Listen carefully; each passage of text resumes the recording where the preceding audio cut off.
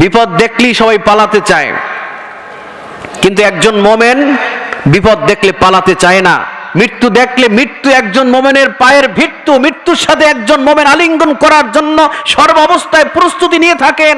আর একজন জড়বাদী, বস্তুবাদী, দুনিয়াদারি, একজন দুনিয়ার পূজারী, তিনি বিপদ দেখলে পালাতে চায়, বাঁচতে চায়। আর একজন মানুষ বাঁচার জন্য, একজন মোমেন পৃথিবীতে বেঁচে থাকতে চায় না, কারণ তিনি জানেন মরে যাওয়ার পরেই আল্লাহর সাথে সাক্ষাৎ হয়ে যাবে। আল্লাহু আকবার বলুন।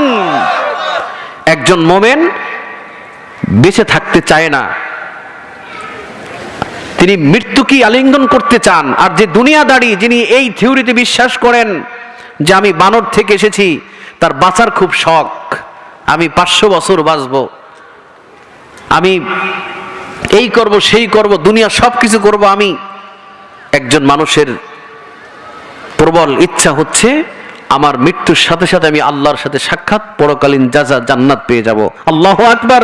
কি করেছি? এই জমিনে আল্লাহর হুকুম বাস্তবায়ন করার জন্য জীবনপণ লড়াই করবে, আল্লাহর ইকামতের দিনকে বাস্তবায়ন করার লক্ষ্যে আমি তাদেরকে সৃষ্টি করেছি। আল্লাহু আকবার বলুন। তো আপনার আমার কাজ আছে না?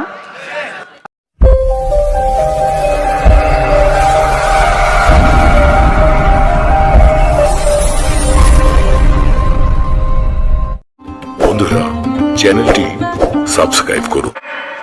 আর বিপদ দেখলে, শুনুন, বিপদ দেখলে পালাতে চায়, বিপদ দেখলে পালাতে চায়। পালাও, পালাও।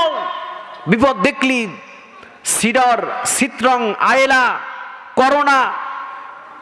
করোনার পরে কি আসছে জানো? কেউ জানেন না, সব আল্লাহর ওলি মানুষ। করোনার পরে কি আসছে? যাও। সালামান শব্দ ব্যবহার করা হয়েছে। তাফসীর কারকগণ লিখতে চাচ্ছেন, বলতে চাচ্ছেন সালামান শব্দের অর্থ হলো শান্তিদায়ক, আর সালাম শব্দের অর্থ শান্তি। যদি সালামান শব্দ ব্যবহার না করা হতো, পরিমাণে আগুনটা বেশি ঠান্ডা হয়ে যেত। যদি বেশি ঠান্ডা হতো তাহলে আবার কম্বল ল্যাপ দরকার হতো।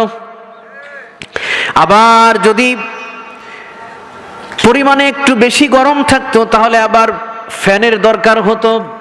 আল্লাহ রব্বুল আলামিন এমন ভাবে বলেছেন, সালামান, ফ্যানও যে না লাগে, কম্বলও যে না লাগে, ইব্রাহিমের জন্য কমফোর্টেবল, শারীরিক সম্মত তুমি ঠান্ডা হয়ে যাও।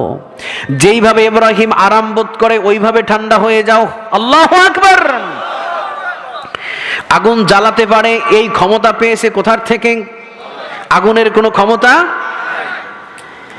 নমরুদ